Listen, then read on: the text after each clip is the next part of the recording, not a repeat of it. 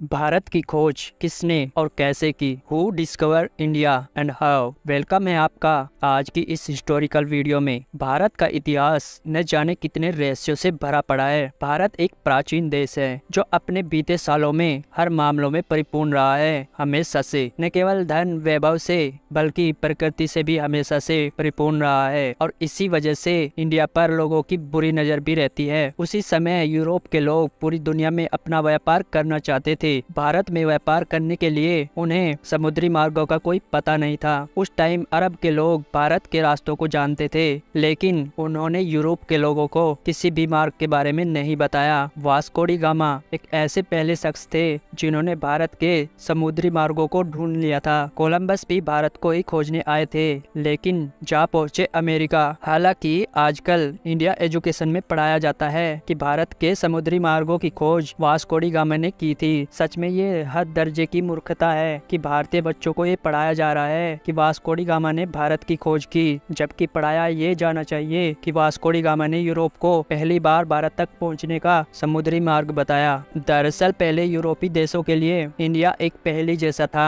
Europe अरब के देशों से मिर्च मसाले आदि खरीदता था, लेकिन अरब कंट्री के कारोबारी उन्हें ये कभी नहीं बताते थे कि ये मसाले किस जगह पैदा करते हैं। यूरोपियन लोग इस बात को समझ चुके थे कि अरब कारोबारी उनसे जरूर कुछ छुपा रहे हैं। ये कारोबारी अरब के उस पार पूर्वी देशों से ज्यादा परिचित नहीं थे। जहाँ तक सवाल इंडिया का है तो इसके एक और हिमालय की ऐसी श्रृंखलाएं हैं जिसे पार कर पाना उस दौर में इम्पॉसिबल ही था, तो दूसरी ओर तीनों ओर से भारत को समुद्र ने घेर रखा था। ऐसे में यूरोप वासियों के लिए भारत पहुँचने के लिए तीन रास्ते थे। फर्स्ट, अरब और ईरान को पार करके भारत पहुँचना, लेकिन ये रास्ता अरब के लोग इस्तेमाल करते थे और वे किसी अन्य को अंदर घुसने ही नहीं देते थे। दूसरा रास्ता, रसिया पार करके चीन होते हुए बर्मा में पहुंचकर भारत में आना, जो कि अनुमान से कहीं ज्यादा लंबा और बेहद ही जोखिम भरा था। तीसरा रास्ता समुद्र का था, जिसमें चुनौती देने वाला सिर्फ समुद्र ही था। वास्को डी गामा एक पुर्तगाली नागरिक था जो कि पैसे से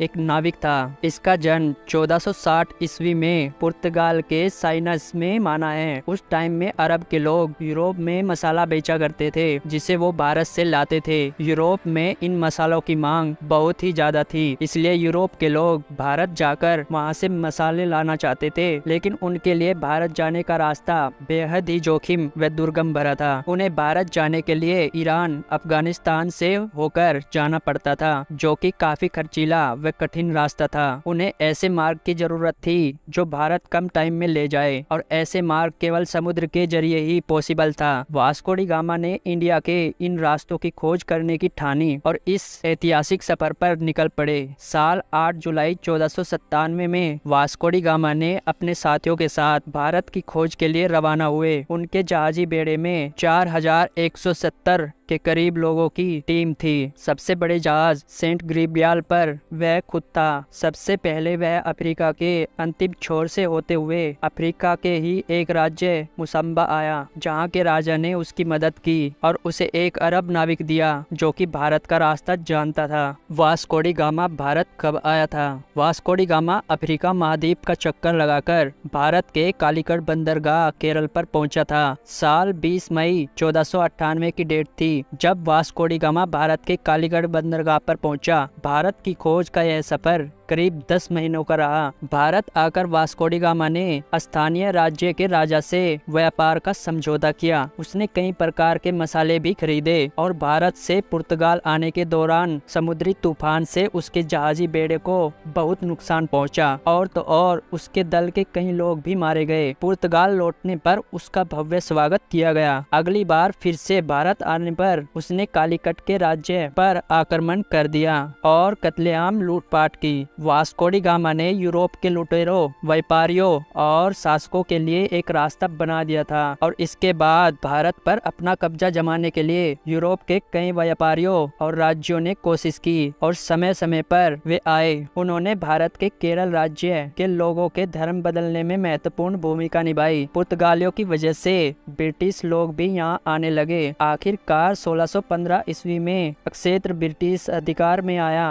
1698 ईस्वी में यहाँ फ्रांसीसी बस्तियां बसाई गई। फ्रांस और ब्रिटेन के बीच के युद्ध के समय काल में इस क्षेत्र की सत्ता बदलती रही। 1503 में वास्को डी गामा वापस पुर्तगाल लौट गए और 20 साल वहाँ रहने के बाद वो भारत वापस चले आए। 24 मई 1524 को वास्को डी गामा की डेथ हो गई। लिस्बन में वास्को के नाम का स्मारक है। इसी जगह से उन्होंने भारत की यात्रा शुरू की थी। दरअसल 1492 में नाविक राजकुमार हेनरी की नीति का अनुसरण करते हुए किंग जॉन ने एक पुर्तगाली बेड़े को भारत भेजने की प्लानिंग की ताकि एशिया के लिए समुद्री मार्ग खुल सके, जिनका उस समय भारत और अन्य पूर्वी देशों के साथ व्यापार का अधिकार था। एस्टा और डी गामा को इस अभियान के नेतृत्व के लिए चुना गया, लेकिन उनकी डेथ के बाद वास्को डी गामा ने उनका स्थान लिया। ये कहना कि भारत की खोज कब हुई महज एक बेतुका सवाल है। भारत किसी की खोज का मोहताज नहीं है। इस देश का इतिहास कुछ हजार या लाख नहीं बल्कि करोड़ों साल पुराना है। आप किस देश के नागरिक हैं हमें कमेंट करना मत भूलना। वीडियो अच्छी लगी हो तो लाइक करें, दोस्तों के साथ शेयर करें और ऐसी ही और भी अमेजिंग वीडियो देखने के लिए हमारे चैनल को सब्सक्राइब करें। Thanks for watching.